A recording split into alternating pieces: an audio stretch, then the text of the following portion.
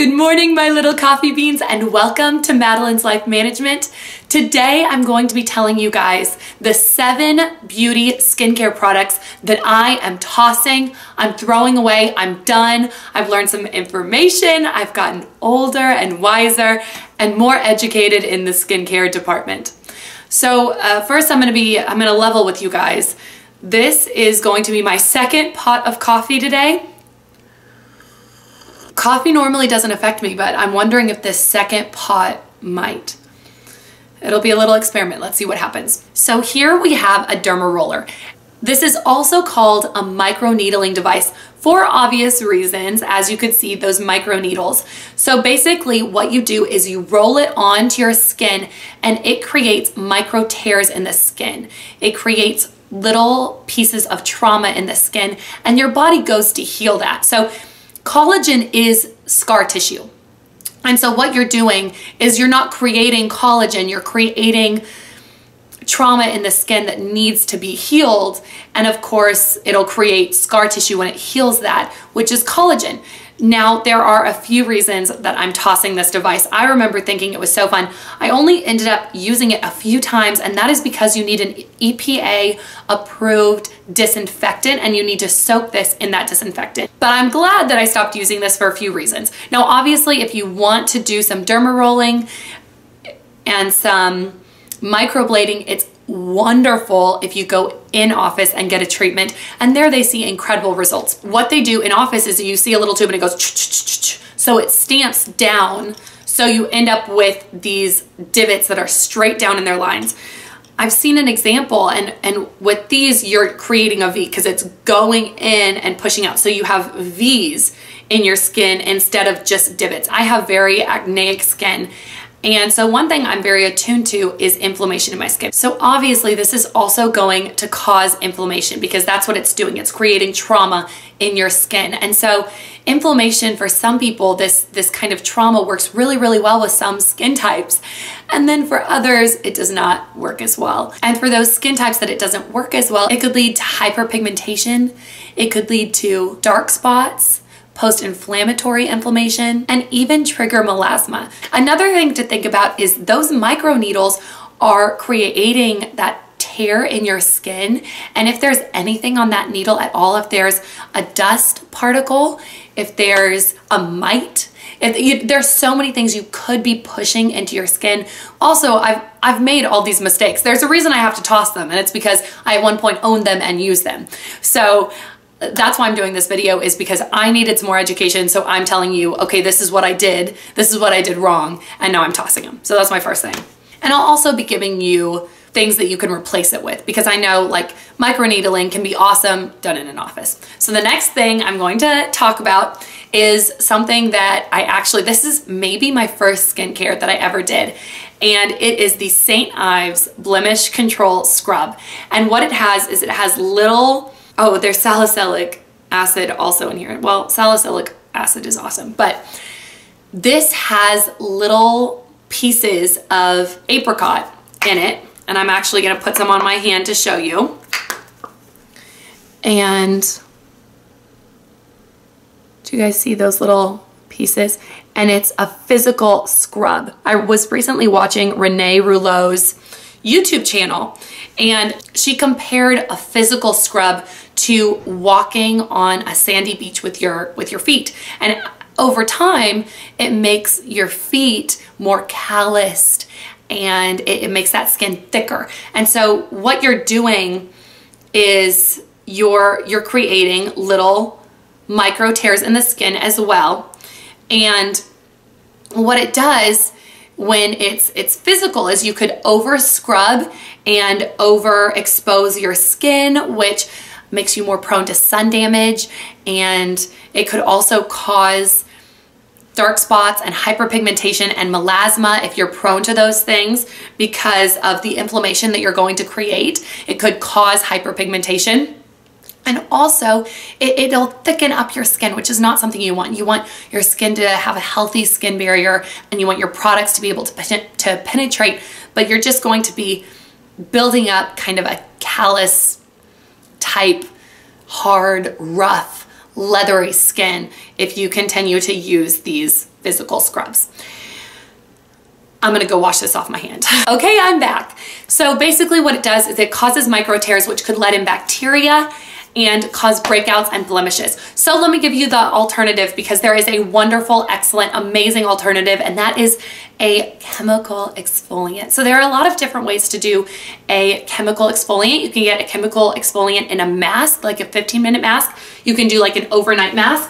I have it over here. This is the Watermelon Glow Sleeping Mask. You can do it lactic acid, glycolic acid. You can use AHAs, BHAs. So there are just so many different wonderful chemical exfoliants. A really wonderful chemical exfoliant that's a little on the pricey side is the Dr. Dennis Gross 2-in-1 chemical exfoliating pads. So you can do them every single day. I get the extra strength, because if you're gonna spend the money, get the extra strength if your skin can handle it. And it's just, it's wonderful. It sloughs off the dead skin and then it rehydrates a minute after. So it really is wonderful. And you're not creating those micro tears. You're more just loosening the dead skin and encouraging, if you use a retinol, you're encouraging skin turnover. So that just helps slough off the dead skin. So the next one is peel off masks. And I actually haven't used peel off masks in a really long time, but I got this one in a beauty subscription box that I'm not subscribed to anymore, just because I had an overwhelming amount of stuff, which stresses me out. And so anyway, so this is just one example of a peel off mask. There are 2 reasons that you should not use peel off masks. First of all, they probably don't do what they say they do. So if they say they soften, they probably don't, because what they're doing is you're putting them on your skin and then they're hardening, they're tightening, and you pull them off. And what you're doing when you pull them off is you're pulling dead skin cells off, but you're also just pulling at your skin. So when you're doing it, it's really just a light exfoliation, where you would be better off using an AHA and help loosen those bonds of already dead skin cells and not just pulling on all your skin cells. So that's my first argument. My second one is something that I've thought about recently is when you put on one of those masks, they tighten and they harden, and you can see all these contours in your face, and it gives you wrinkles where you don't have any. And what that does is that pulls at your skin. So you know how you always hear that you need to be careful with your skin, you need to be gentle, you need to be nice to it. A peel-off mask is the opposite. Not only does it harden, tighten, and crinkle your face all up, but then you rip it off and you're stretching your skin and you're pulling things. And a wonderful alternative is an easy 15-minute mask that you put on. It doesn't dry and harden, you just take it off. Or an overnight mask. This is my current favorite mask ever, and this is the Glow Recipe Avocado Melt Retinol Sleeping Mask. And I love that it contains retinol, and it's also just a beautiful consistency. Look how gorgeous that is. And I've had this since October, and I use it about every other night. And look, you just use the smallest amount and it covers my whole face and my neck, and it's wonderful. It's very gentle. I haven't had any dryness from this because it's encapsulated, so it releases small amounts of retinol throughout the night instead of just like shooting your face with retinol. Okay, so this next thing is something that just makes sense. And I love doing face masks, especially those 15-minute masks that you just feel pampered and beautiful and wonderful. And I used to apply them with a brush, and then I'd clean the brush and X, Y, and Z, whatever, which is fine. But you get bacteria, you have to clean it. It's sometimes really hard to clean. Sometimes you still have a little bit of mask in there, which is gross and could cause acne and blemishes and X, Y, and Z. So what I've done is I've replaced it with these silicone brushes, and this is wonderful for 2 reasons. A, it's very, very easy to clean. B, you get to use all your products. So sometimes I'd have a rather pricey mask and it would hurt my soul to use a brush because some of the product would be absorbed into the brush bristles. Whereas this, you can guarantee his Blake. Okay, yeah, so this guarantees that you're using all of your product. This next one, there was a lot of hype about 4 years ago, and you just need to leave it in the kitchen because it's extremely comedogenic. Yes, I'm talking about coconut oil. When I was in my freshman, sophomore year of college before I knew anything about skincare. And I did not own sunscreen. I know. I would use coconut oil on my face. Now, I did not get acne until 22, I want to say. I started getting acne at 22. But before then, I never had acne. I think I maybe had like a few blackheads, maybe. I always had oily skin. I never washed my face. I never wore sunscreen. But in college, I worked at a Christian athletic camp in the summer, and I decided to start using coconut oil on my entire body. So I used it on my hair, on my face, all over my body. And obviously I started getting breakouts, and I'm like, wait, this is antibacterial. Why am I getting breakouts? It's comedogenic, which means it's pore clogging. Basically, I was just spreading this all over my face and clogging my pores. Oh, this next one is kind of obvious, but I'm seeing it everywhere recently. And I had a really bad experience with this one, so I'm just adding it. DIYs. There's a reason there are formulators. There are a lot of ingredients that are wonderful and amazing, but when formulated incorrectly, there can be detrimental effects, like vitamin C, for example. That's not my example though. My example is turmeric. I mixed turmeric the 2 days before my wedding into a face mask, and it turned my face greenish, not greenish, yellowish orange. So there's reason for formulators. They're wonderful. They're amazing unless it's your job. DIYs just aren't a good idea for skincare. Now, face skincare. Now, if you want to make a coffee sugar scrub for your legs, wonderful. That's a brilliant idea. They're way overpriced. If you want to make bath salts by adding essential oils and Epsom salt, great, wonderful, perfect. I do it too.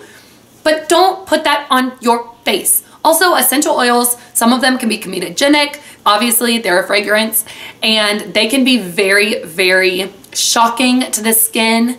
They can be aggressive, and there's a reason for formulators. So you don't have to spend $200 on a skin product. They're wonderful products. CeraVe is a great example where you can spend $2 on a moisturizer that'll last you a year, and it's wonderful and it's formulated properly and it's great. So save the DIYs for not your face. This is my last one, and I think this is a really good one, and I have a story. So I do get hormonal acne on my face. Terrible hormonal acne. I know it's hormonal because they're pustules that are embedded deeply within the skin, and when you touch them, they are very, very, very painful. So that's how you know if it's hormonal. No matter where it is on the face, if it really hurts to the touch, it's hormonal. So I've tried a couple different things for that. Anyway, I've never had back acne. Never had back acne ever in my life until like 6 months ago. And then it was horrible. Let me show you exactly what it was. It was this amazing, beautiful, wonderful milkshake 12 effects leave-in treatment for hair. Something that you should be aware of with your hair care is whether or not it's comedogenic. And so my solution is I'd still wear it, but I'd wrap my hair up until it was completely dry, and then I wouldn't get acne. And it just completely went away. Another thing to look for with hair care products is non-acneic, non-comedogenic, oil-free, and won't clog pores. Thank you so much for watching, and I'll see you in my next video.